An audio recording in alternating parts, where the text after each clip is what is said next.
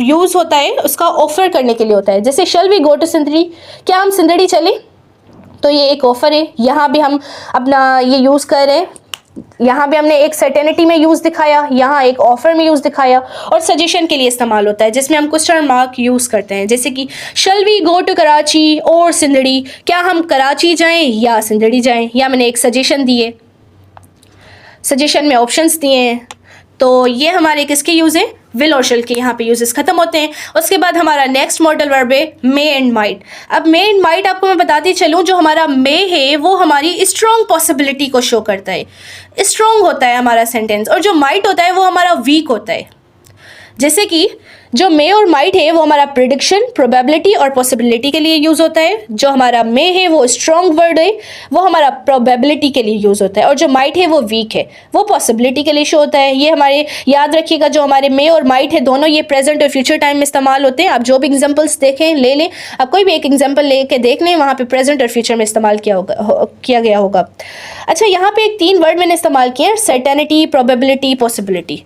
अब लगते हैं आपको सब एक ही होंगे, क्योंकि देखिए हम कहते हैं ना कि क्या बरसात होगी, इसकी पॉसिबिलिटी है या नहीं है। तो इस जो लफ्ज़ पॉसिबिलिटी है ना, ऐसे ही 2 और लफ्ज़ हैं जिनकी हमें अश्योरेंस मिलती है, जैसे कि सर्टेनिटी, प्रोबेबिलिटी, पॉसिबिलिटी। तो इस पॉसिबिलिटी में भी पहले लफ्ज़ सर्टेनिटी आता है नंबर 1 पे, और दूसरे पे प्रोबेबिलिटी आता है जो मे के लिए इस्तेमाल किया जाता है, जो स्ट्रॉन्ग है, और थर्ड पे हमारा होता है पॉसिबिलिटी के लिए जो माइट किया जाता है, जो वीक वर्ड होता है।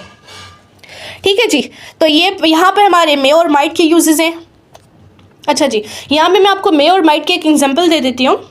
जैसे कि मैंने आपको बताया, जो मे है वो प्रोबेबिलिटी के लिए शो होता है, जो हमारी 2nd नंबर पे आ रही है। आप कह सकते हैं कि परमिशन के लिए यूज़ होता है। ठीक है, जैसे कि you may go to the party tonight. अब मैं आपको क्या कर रही हूँ, परमिशन दे रही हूँ, जिसमें मैंने मे को दिखाया, you may go to the party tonight, मैंने वहाँ पे स्ट्रॉन्ग कंडीशन दिखाई है, यानी आप जा सकते हैं। मे में आपकी ज़्यादा पॉसिबिलिटीज़ होती हैं as compared to the might.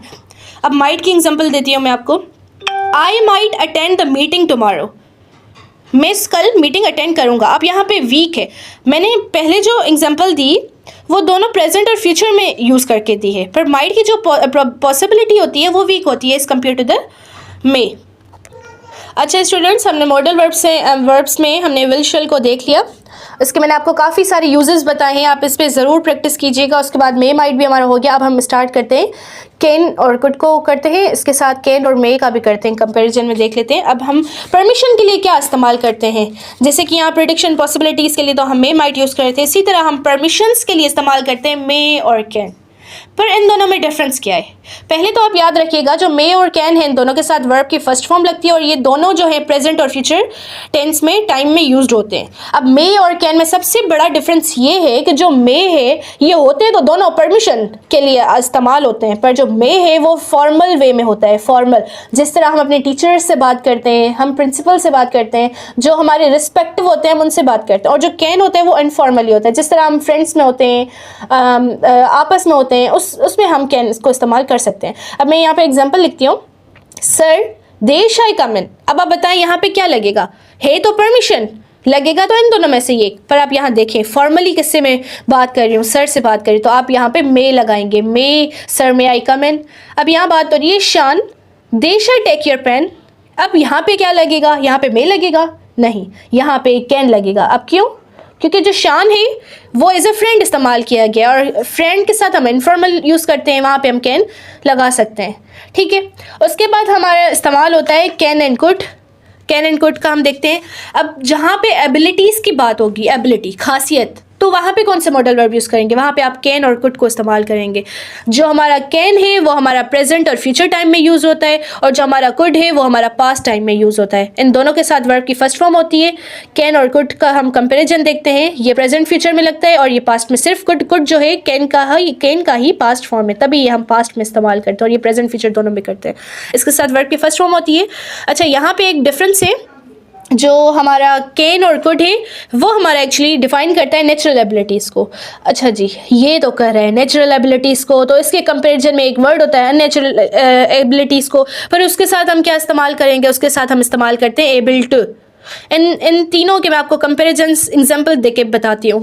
Can और कुड आपके इस्तेमाल होते हैं नेचुरल एबिलिटीज़ के लिए, और जो हमारा एबल टू है वो होता है आपका अननेचुरल एबिलिटीज़ के लिए, और एबल टू के साथ आपका इज एम आर या वॉज एंड वर इस्तेमाल होता है। जिस तरह या एग्जाम्पल नंबर 1 है ही देश स्पीक 4 लैंग्वेजेस। यहाँ पे क्या लगेगा?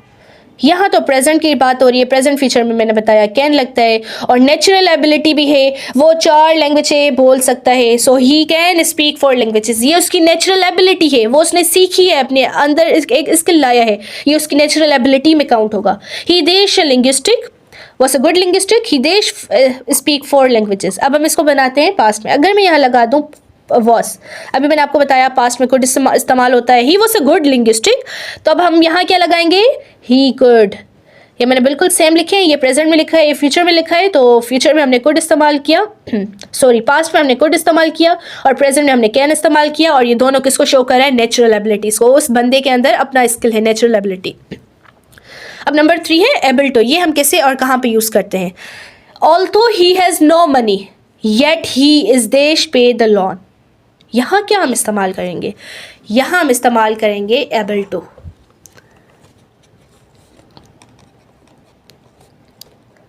इसका मतलब है उसके पास पैसे नहीं है, पर वो फिर भी लोन चुकाएगा।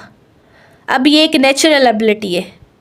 अब वो लोन कैसे चुकाएगा? हालांकि उसके पास पैसे नहीं है, ये अननेचुरल एबिलिटी को शो करता है। उसके पास तो 4 स्पीक लैंग्वेजेस थी ना, ऐसा तो नहीं ना कि वो सिर्फ बोल सक रहा है पर उसके पास स्किल नहीं है। नहीं, ऑफ कोर्स स्किल है तभी तो बोल सक रहा है, ये उसकी नेचुरल एबिलिटी थी।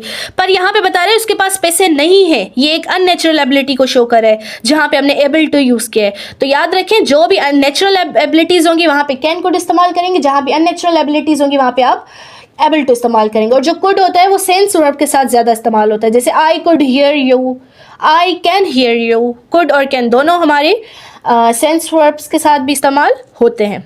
अच्छा, यहाँ पे हमारा मे, माइट, कैन, कुड हो गया। अब हम इसके आगे देखते हैं should, would, must, ought to. इन चारों के देख लेते हैं यूजेस किस तरह से होते हैं।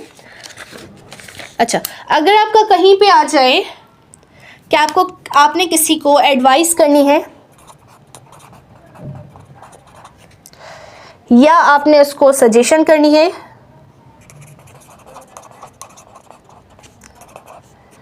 या आपने उसकी ऑब्लिगेशन करनी है, तो आप क्या यूज़ करेंगे? आप वहाँ पे शुड, मस्ट और आउट टू यूज़ करेंगे। जो हमारा शुड है वो एक जनरल एडवाइस के लिए इस्तेमाल होता है, और जो मस्ट है वो स्ट्रॉन्ग एडवाइस के लिए इस्तेमाल होता है। ये होता है जनरल एडवाइस जो हम जनरली देते हैं, और ये सबको हम देते हैं, कोई भी हमारा ये स्पेशल इसमें पर्सन इंडिकेटेड नहीं होता, पर इसमें जो हम एडवाइस करते हैं वो स्ट्रांगली एम्फेसाइज्ड होता है कि आपने करना है। और जो आउट होता है वो ऑब्लिगेटेड होता है, थोड़ा रिस्पेक्टिव वे में चला जाता है, ऑब्लिगेशन, एथिक्स में चला जाता है, मोरल वैल्यूज। ठीक है, जैसे कि यू शुड वर्क हार्ड, तुम्हें मेहनत करनी चाहिए, ये एक जनरल सी एडवाइस है, मैं सबको कह सकती हूँ यू शुड वर्क हार्ड, तुम मेहनत करो, you should go to school, ये एक जनरल एडवाइस है। बट मस्ट जो होती है वो स्ट्रॉन्ग एडवाइस होती है। He is very ill, he must visit the doctor. अब मैं उसको सजेशन नहीं दे रही कि तुम डॉक्टर के पास जाओ, नहीं, मैं उसे कह रही हूँ तुम्हें ज़रूर डॉक्टर के पास जाना है, तुम बहुत बीमार हो इसलिए तुम्हें ज़रूर जाना है। तो याद रखें जो मस्ट है ना वो आपने काम ज़रूर करना होता है अगर सेंटेंस में इस्तेमाल हो।